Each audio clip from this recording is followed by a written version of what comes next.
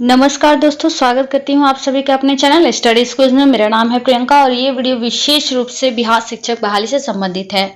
जैसा कि आप सभी को पता है कि काफ़ी काउंसलिंग हो चुकी हैं और उसमें बहुत ही संख्या में रिक्त पदें रह गई हैं और अभी भी कुछ काउंसलिंग बाकी है। 13 तारीख को काउंसलिंग प्रक्रिया भी बाकी है पंचायत का।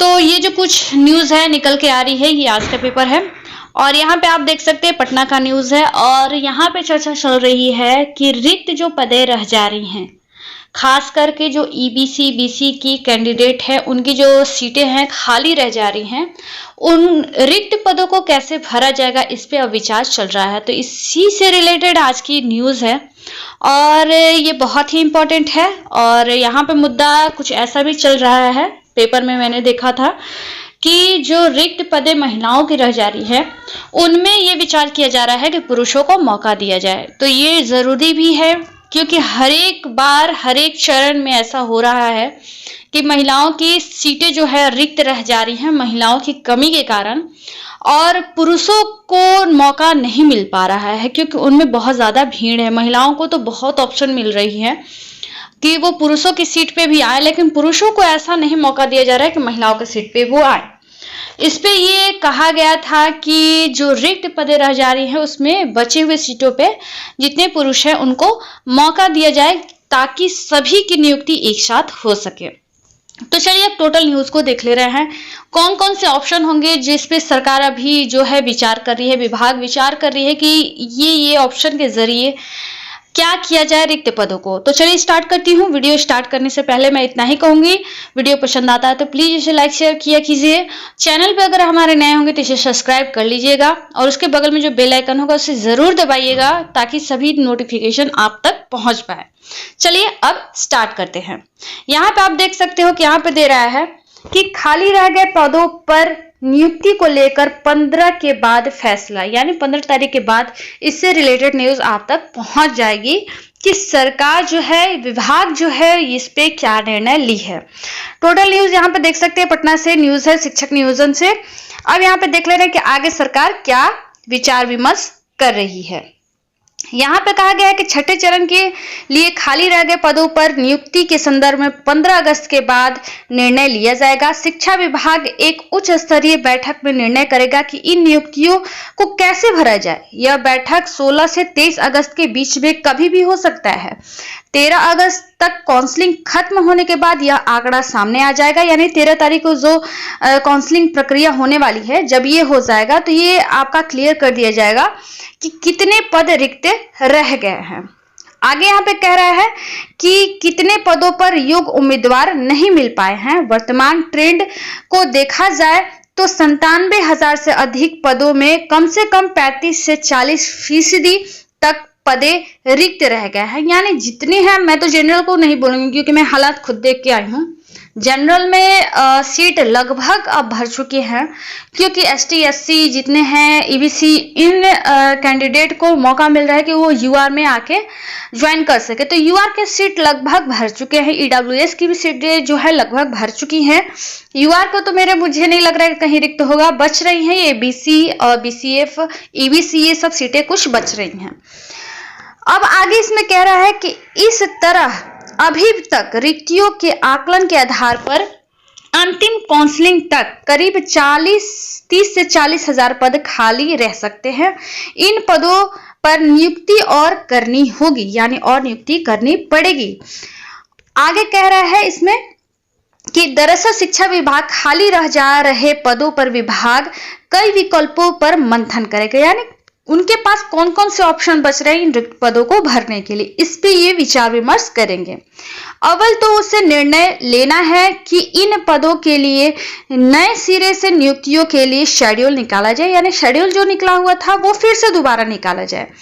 अगर यह संभव नहीं होगा तो इन खाली पदों को 7वें चरण में समाहित किया जाए। यानी आपके पास यहाँ पे एक और विकल्प निकल रहा है कि जो नए बहाली 7वें चरण के लिए बैठे हैं उनके लिए भी एक इसमें खुशखबरी मान सकते हैं कि अगर सरकार ये विचार कर रहा है कि इन जो रिक्त पद रह गए हैं इनको 7वें चरण में मौका दिया जाए तो इससे जाहिर सी बात है कि 7वां चरण की बहाली जल्द से जल्द वो लोग कराने की कोशिश करेंगे। दूसरी बात है, सीटें ज्यादा मात्रा में आएंगी। जो बैठे हुए हैं कैंडिडेट सीटेड बीटेड के लिए, उनको ये चीज लाभ मिलेगा। आगे देख ले रही हूं, आगे अन्य विकल्प है कि इन पदों की जरूरत की समीक्षा की जाए। दरअसल 2012 के मानक के हिसाब से छठे चरण की वैकेंसी निकाली गई, यानी ये जो छठे चरण की वैकेंसी अभी चल रही है प्रक्रिया, ये आपको 2012 की ही रिक्त ये पदे हैं।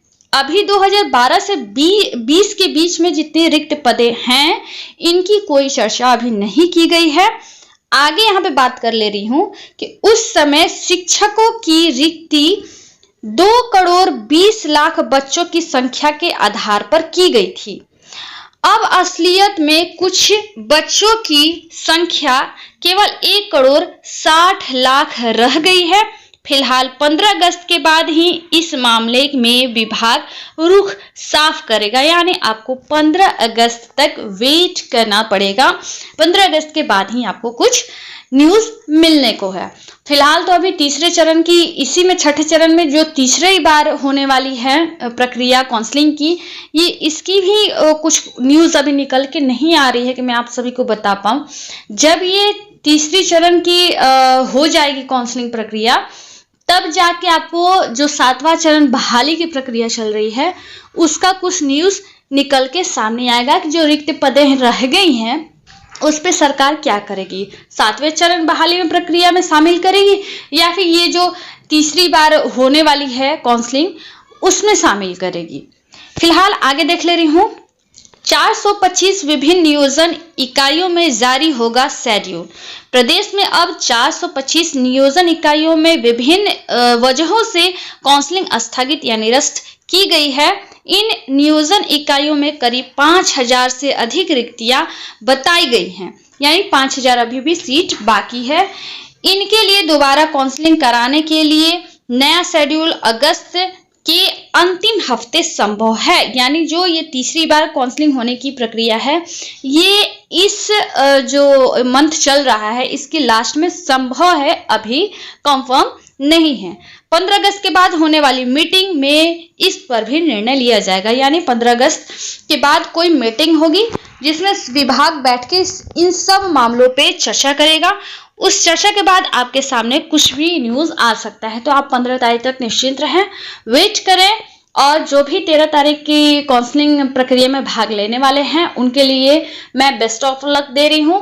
आप सभी का नियुक्ति जो है जल्द से जल्द हो, काउंसलिंग प्रक्रिया में भी आप लोग शामिल हो, चाहे आपका चांस बने या ना बने, आप शामिल होइए। मुझे ऐसा लग रहा है कि कम से कम मेरिट वालों को भी इसमें जरूर मौका मिल जाएगा। और महिलाओं को तो कहना ही नहीं है, मैं यहाँ पे हालात देख के आई हूँ खुद। महिलाओं को तो मुझे लग रहा है बहुत लो मेरिट वाली भी महिलाओं को यहाँ पे काउंसलिंग हो जाएगा और उन्हें भी जल्द से जल्द नियुक्ति पत्र मिल जाएगा। फिलहाल मैं यहीं पे स्टॉप करती हूँ, मैं फिर मिलूंगी नए वीडियो में नई जानकारी के साथ। तब तक के लिए धन्यवाद।